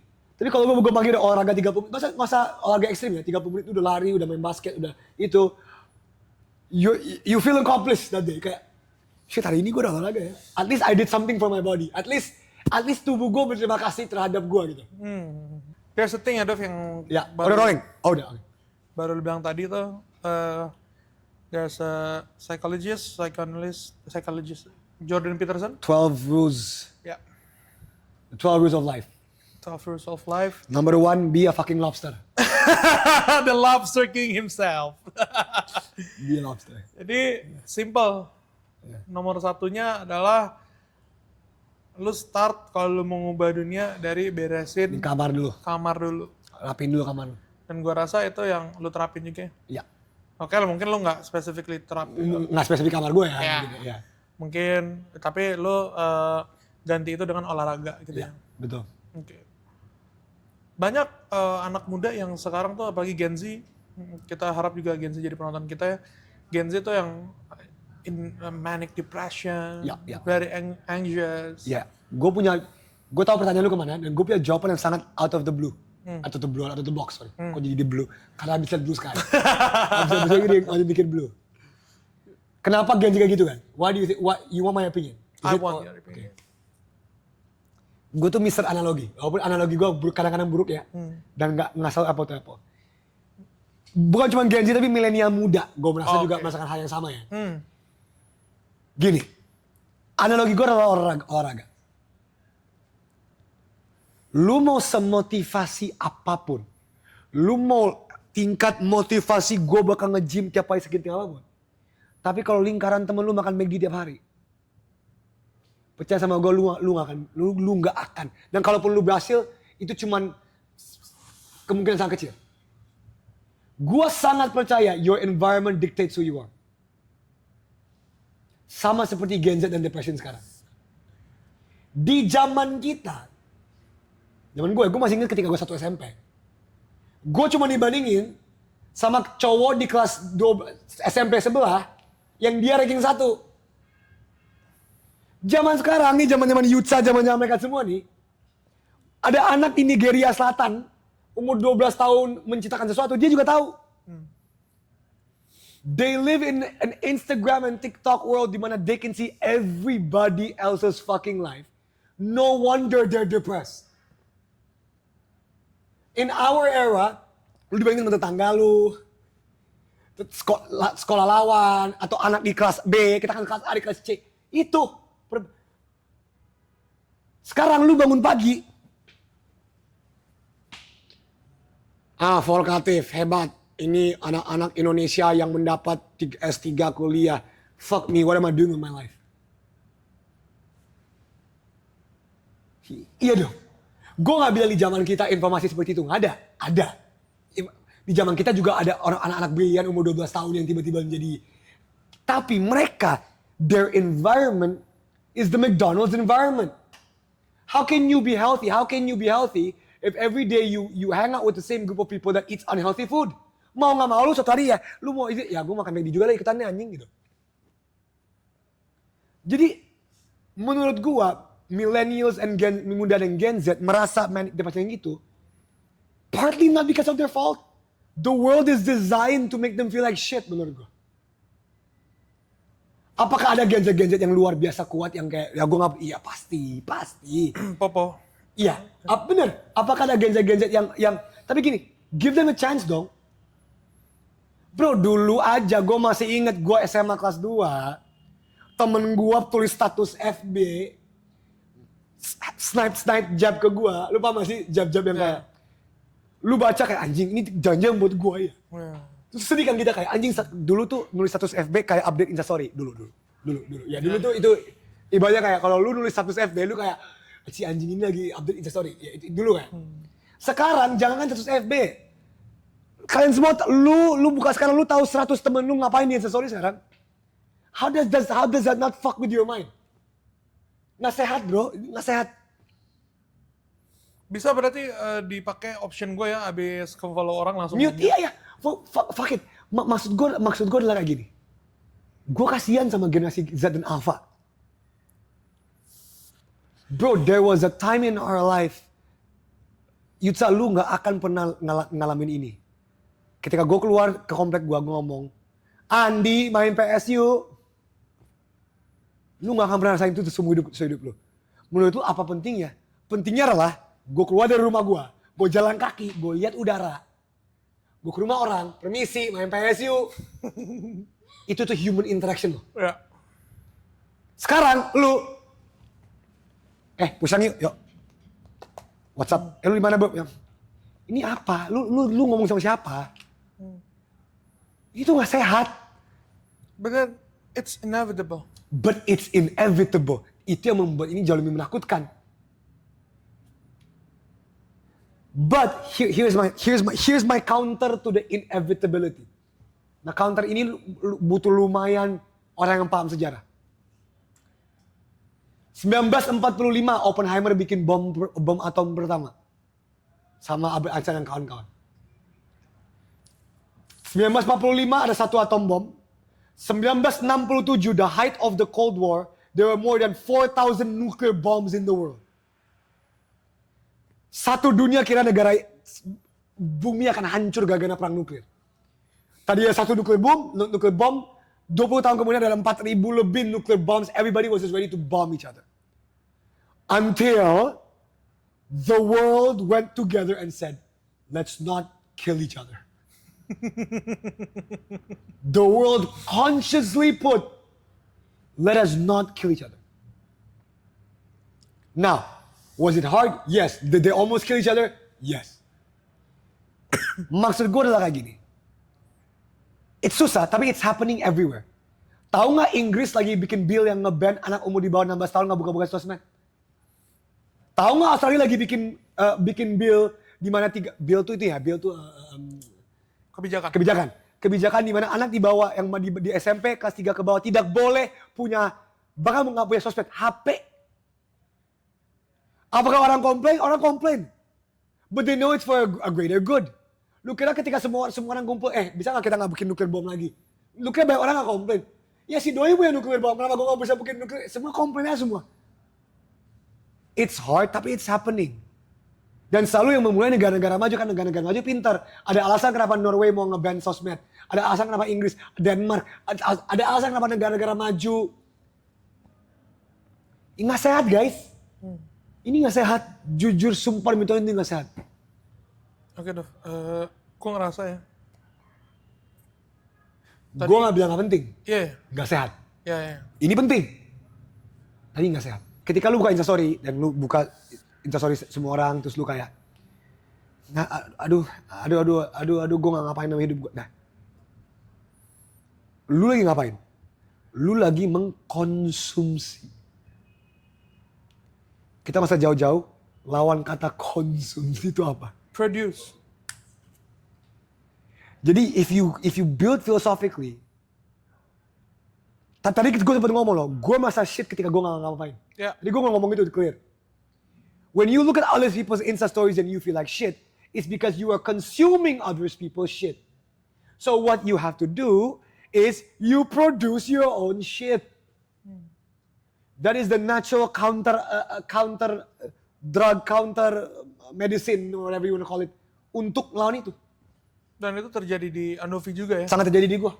Karena salah satu reason lo bisa keluar dari anxiety lo, mungkin juga lo nggak segimana depressed. Yeah. Karena lo kepengen nyelamatin diri lo sendiri. Ya gue pengen nyelamatin diri gue sendiri dengan berproduksi, berkarya. Yes. Produksi sounds very sexual. Maksudnya berrealita ya. Membuat sesuatu. Oke. Yeah. So ya. Lo tuh kenapa lo bisa kayak gini ya? Lo tadi ngomongin McD gitu. Lo itu kayak gini by nature, mau usaha kiri kanan, mau produce something by nature atau karena nurture? That's the philosophical question of since the dawn of time, kan. Is it free will or fate? Itu intinya pertanyaan gue. Yeah, is it Lu free will percaya or fate? free will? Is it nurture or nature? For me, kalau lu ngomong beberapa filsuf yang sinting, mereka akan ngomong bahwa everything is fate. Bahkan Everything is predetermined. everything is predetermined. The world is deterministic. Yeah. Everything is predetermined. Jadi kalau lu ngulang, ibaratnya lu ambil time machine, lu ngulang lagi 1 juta, everything will go as the same as it is. Adalah, gue lupa filsafat itu ngomong siapa, gue lupa. Tapi intinya, everything is predetermined. So even our free will is predetermined. Tapi gue juga merasa, ya, again, key point-nya merasa.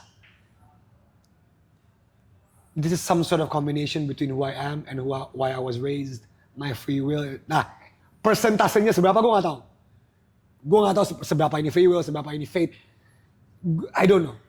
But there must be some sort of mixture or whatever. But if at the end of the day, if it's all predetermined dan ini emang fate, destiny, ya udah, at least I played my best towards my own destiny. Itu. At least you played your best towards whatever you think your own destiny is. Jadi itu, at least that. Jadi itu. Lo mau diingat sebagai apa sih, Dov? Terlalu banyak yang lo lakukan. Ya, jujur gue juga bingung. Karena gini, gue ngomong ini karena gue belum punya anak. Susah. Kata banyak orang, perspektif lu berubah ketika lu punya anak. Ketika lu punya anak, ya it becomes more like lu mau diingat sama keluarga lu, sama anak-anak. It becomes way different. Jadi gue ngomongin perspektif dalam itu. Gue mau orang kalau ngeliat gue, di luar dari karya-karya gue ya. Gue ping orang ngeliat gue kayak, oh damn, Andovi did his best. Lu tau gak sih ada banyak orang yang meninggal? Dan selalu orang ngomong kayak, oh what a shame, he had so much potential. You know? Wasted potential Ya kan? itu. Selalu ada orang yang kayak, orang-orang yang kayak, oh damn. Bukan karena beda ya kalau tiba-tiba dia meninggal karena kecelakaan. Ini beda ya. Kayak, konteksnya bukan kayak, dia tiba-tiba meninggal karena kecelakaan terus kayak, oh ya sayangnya padahal dia bisa, nggak, bukan itu. Konteksnya adalah, lu tahu orang yang udah tinggal lama, dia meninggal terus lu ngomong kayak, damn, he could have done this. Beda ya, bukan kecelakaan. Jadi lu lupa maksud gue. Jadi I want to be that guy ketika gue meninggal. I don't want people to say that about me. I want people to be like, Andovi lived this fucking life. He did his best. Nah gitu. Bukan kayak damn Andovi should have been itu sih. Kalau untuk sekarang lu mau dikenalnya sebagai apa? Sekarang gua masih mau A dikenal. person who try his best. Oh no, a person who creates cool creative shit. Itu yang gue mau dikenal. Apapun itu ya. Cool. Jadi orang liat gue kayak, oh ini orang bikin karya-karya. Mau lu suka atau enggak? Mau orang suka sama gue atau enggak? Orang liat kayak, at least dia emang agak gila sih, agak kreatif sih. Ya itu, ya gue berarti berhasil. Oke. Wow. Very insightful ya. Thank you. Very insightful. Thank you, ayo. Dan thank you, Agres. Thank you Agres for sponsoring this. Thank you, Agres. Thank you, Babali. Nggak pernah. Babali nggak sponsor ya, anjing. Babali nggak sponsor. Gila, emang paling cocok Andovi De Lopez buat start Ayo Ngobrol. Dari Ayo Ngobrol ini, gue harap kalian bisa dapat banyak insight dari percakapan gue sama Andovi. Karena ya, gue pun yang jadi host, banyak dapat insight banget dari dia. Nah, nanti next time kita main board game masih beda nih sekarang main ini. Oh, iya. Kita main board game nanti bakal oh ini orang kayak gini si anjing nih, oke. Si anjing ini predeterministic. Nih deterministic. Udah beda mainnya tuh. Gokil, gimana Ayo Tim, ada yang mau ditanyain nggak? Ya silakan Ayo Tim ya boleh. Ayo Tim. Gila, Ayo Tim, let's go. Yudza, gue udah ngomong soal lu ngomong nanya Yudza. Kaca. Gila. Yudza nih. Nggak ada yang mau ditanya? Ada yang mau tanya? Boleh loh, silakan loh. Cuma mau ngasih tahu tadi rilis yang cover pertama itunya ya 24 Juni kan Iya. ulang tahun aku. Oh, dia. Udah baju ini lantaran lo. Oke. Jangan lupa juga tuh. Kalau gue 6 Januari ya bentar lagi ya. Ya, tenang. Gue bakal 31. Kok tiba-tiba orang kayak buka. Gue juga ini. Udah. Ladies, apa? Oh boleh. Lim. Boleh. Nama siapa sorry? Halim Perdana Kusuma. Itu cara gue inget nama orang jujur. Halim, Perdana mau Kusuma. nanya apa? Seiring karir kakak meningkat, apakah lingkungan kakak menjadi semakin sempit, Kak? Gue mikir ya, soalnya ini nggak segampang itu jawabnya. Ketika karir gue meningkat, apakah lingkaran temen gue bersempit atau iya? Secara angka iya, gue mikir. Secara angka iya, tetapi secara diversitas orang-orang yang gue ketemu meluas. Ibaratnya gini, misalkan pas gue kuliah tentu gue teman sama orang kuliah dong. Oke. Terus pas karir gue meningkat tentu nggak semua teman-teman kuliah gue stick sama gue dong. Tapi jatuhnya kan gue ketemu teman-teman lain dong. Jadi tadinya yang pas gue meningkat tadinya gue kira teman-teman gue cuma teman-teman kuliah doang. Tiba-tiba dapet teman-teman kreator, teman-teman bisnismen, teman-teman. Jadi tapi apakah mereka semua menjadi teman dekat? Tidak juga. Tapi jadinya secara angka menurun, tapi secara diversitas poolnya meningkat. Itu. Oh iya, oh fuck, oh gini, Halim, there's one thing. Wow, ini good question from Halim ya. Halim, there's one thing you should know. Nih, jadi Halim nanya tadi, ada nggak sih yang harus sacrifice? Listen, many things. Listen, to do this, yang pasti nomor satu, time. Orang tuh selalu lupa, karena orang lihat gue sekarang. Yang ngedit semua video segini tuh gue dulu gue. Yang setup syuting ini semua tuh gue sendirian. Orang lihat gue sekarang karena gue punya tim. Ya gue punya hak setelah 10 tahun jadi YouTuber ya gue di tahun ke-7 gue punya tim ya gue punya hak. 5 tahun pertama yang ngedit itu gue sama Aju semua. Gue lebih ngetil Final Cut Pro daripada lu semua di sini. Karena I did my hard work and time. The amount of times ketika gue lagi tanda kutip naik, temen-temen gue ajak nongkrong dan gue ngomong gon seno, banyak banget. Itu spam itu Pak, itu so. Dan gue selalu ngomong gitu, banyak orang merasa they're passionate about something, ask them what they're ready to sacrifice. Itu. Baik temen gue merasa kayak, oh ya gue suka kok, gue suka main bola. Oh gue gak menyangka lu suka main bola, gue yakin suka main bola. Berani gak latihan sampai jam 3 pagi? Kalau lu nggak latihan jam 3 pagi, lu suka doang. Tapi dan ini gue ngomong gue ya, ada orang yang jauh lebih gila pada gue, Halim. Yang lebih sinting, lebih kayak gue. Man, the time. Tapi many things you sacrifice, your personal life. Tapi your time. Ini Agres nih. Ini kau siapa gue lupa? Ko Jovan bikin Agres sebesar ini. Gue yakin sacrifice dia tuh Coba sinting. lihat. Halim bertanya, apakah ada yang di-sacrifice ketika menjadi seseorang atau meningkat dalam karir? Jawab aku ya, iya. Waktu, keluarga, heart, nggak pulang. Kayak, dan ini beda-beda ya. Semua industri pasti beda-beda. Pasti ketika industri Agres pasti beda, agensi pasti beda, kreator pasti beda. Tapi lupa. Tapi makanya satu hal yang menyatukan gua sama Ko Jovan mungkin ya. Waktu, kita pasti sacrifice waktu. Waktu itu udah, wah itu tuh sinting sacrifice. Lu jangan mikir waktu harus sacrifice. Ya. Dan hari ini Coach Jovan, one of the big boss di Agres, datangnya kurang sebelum jam 9. Itu ya. Sebelum jam 9. Pasti dia sacrifice-nya. Nggak mungkin Agres sudah sebesar. Gue jamin dia pasti berdarah-darah. Ya. Gue jamin, nggak mungkin nggak. Nah itu persamaan ketika lu tahu lu lihat orang lain yang sukses, lu pasti kayak wah lu udah sacrifice lu udah tinggi. Ya. Dan kalau gue lihat orang-orang sukses ya kebanyakan bukan karena mereka jenius, Enggak. bukan karena mereka Karena mereka kerja keras. gritnya. Gritnya sinting. Itu dia.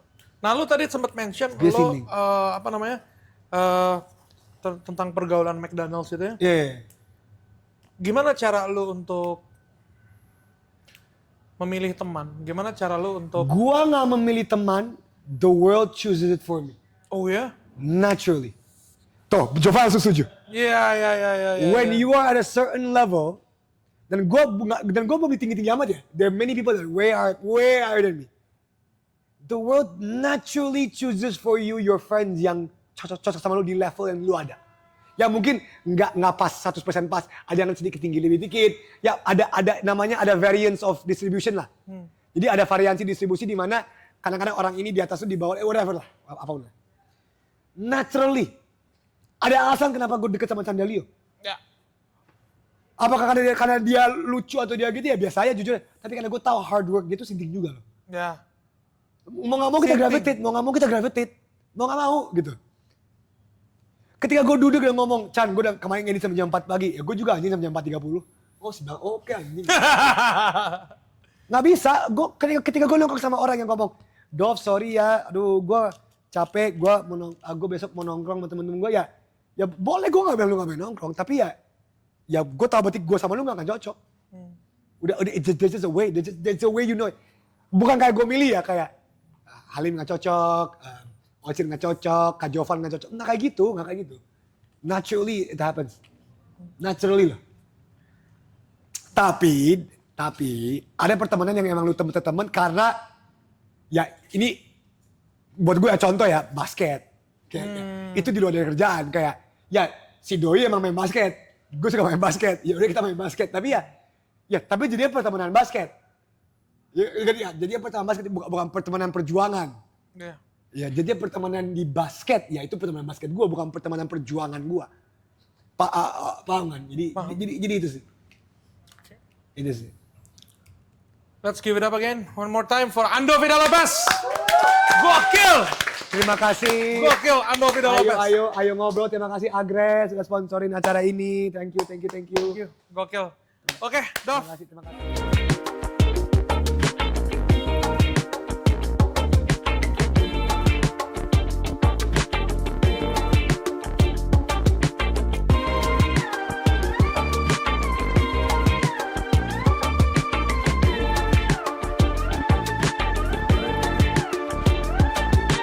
Laju lari mesin ini begitu tangguh, mustahil terkejar. Meski sudah maksimal 1000 langkah kakiku.